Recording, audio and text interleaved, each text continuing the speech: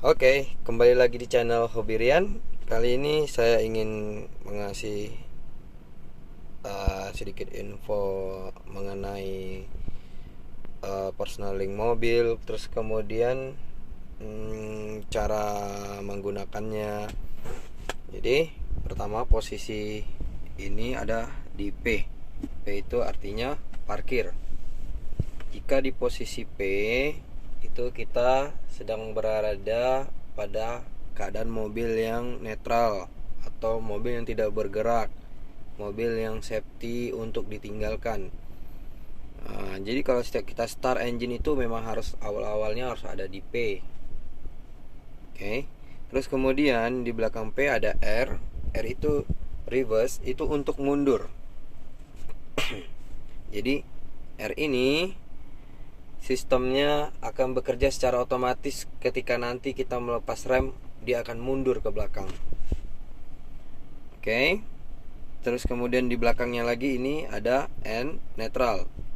Netral ini sama dengan P, dia tidak bergerak maju maupun mundur dalam posisi diam, tetapi N ini posisi bannya bisa digerakkan. Misalnya tanpa kita naikkan handbrake, dia bisa didorong maju ataupun mundur, atau kita saat berhenti di lampu merah tanjakan dia bisa ke belakang, atau turunan dia bisa ke depan. Jadi selalu berhati-hati saat menggunakan persnelingnya pada saat posisi di P ataupun di N. Kita harus tahu perbedaannya. Kalau P, parkir tadi itu, dia sudah auto ngelok bannya, dia sudah ngerem otomatis. Jadi dia tidak akan bergerak maju ataupun mundur. Oke. Kalau sedangkan N, kita wajib menarik rem tangannya. Jika tidak, dia akan mundur ataupun maju. Oke. Terus kemudian ada D. D itu di belakang N ini, itu berguna untuk kita menggerakkan mobilnya ke depan. Fungsinya dia untuk maju. Jadi kalau kita mau maju, kita harus pindahkan posisi dari P ke R, kemudian ke N, dan ke D. Ya.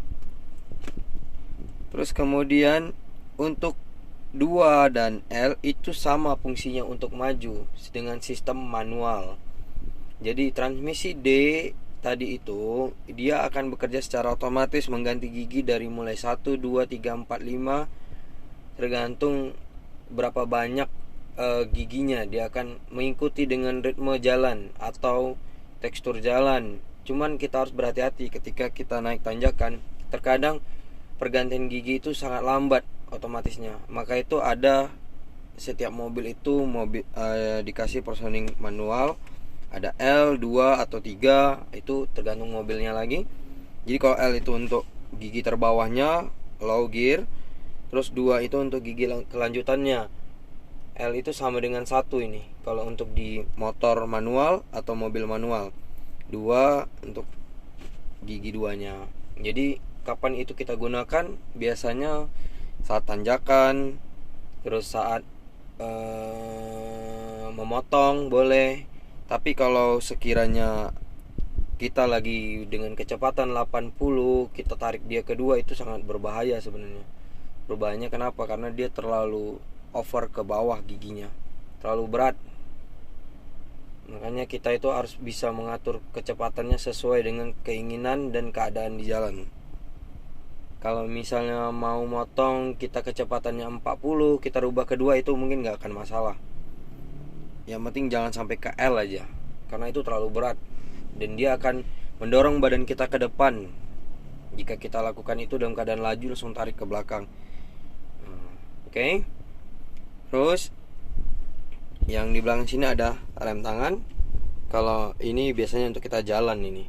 Kalau jalan wajib turun. Kalau handbrake ini naikin seperti ini, posisi dia on dan tanda seruannya hidup yang merah ini, itu berarti kita dalam keadaan safety, kita aman untuk meninggalkan mobil. Posisi P ini di atas handbrake-nya. Tapi kalau mau jalan ini wajib turun. Nanti cara turuninnya diangkat dikit, tekan tombolnya, turunin. Nanti dia agak goyang mobilnya jadinya. Nanti kalau mau angkat aja, nanti dengar suaranya dia udah ngelok kok. Nggak perlu terlalu tinggi juga nggak apa-apa, karena kita bukan mengendarai mobil manual. Mobil matic ini aman. Oke?